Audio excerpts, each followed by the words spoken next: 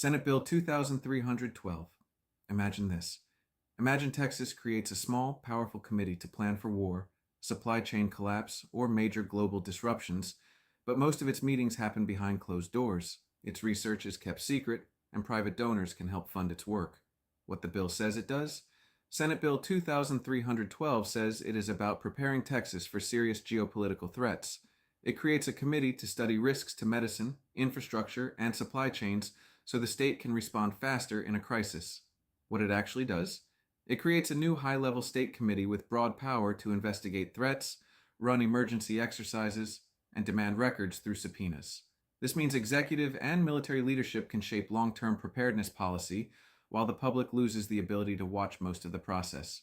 It also means outside donors may be able to help influence the committee's priorities, while Texans are left with limited visibility into how those priorities are chosen.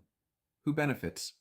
State executive leadership, Texas Military Department, the Adjutant General as chair of the committee, agencies tied to emergency response and security planning, outside policy groups or advisors with access to the committee who pays the price, Texans who want transparency in government, local communities affected by infrastructure or drug shortages, watchdogs and reporters trying to understand how decisions are made, anyone concerned about private influence inside public emergency planning. Why it matters.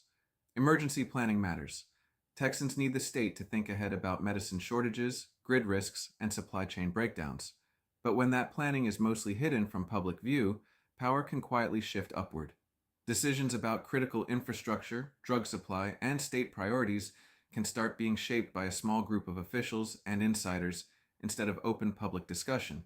If the state gets used to handling major policy questions this way, it becomes easier to expand closed-door decision-making in the future.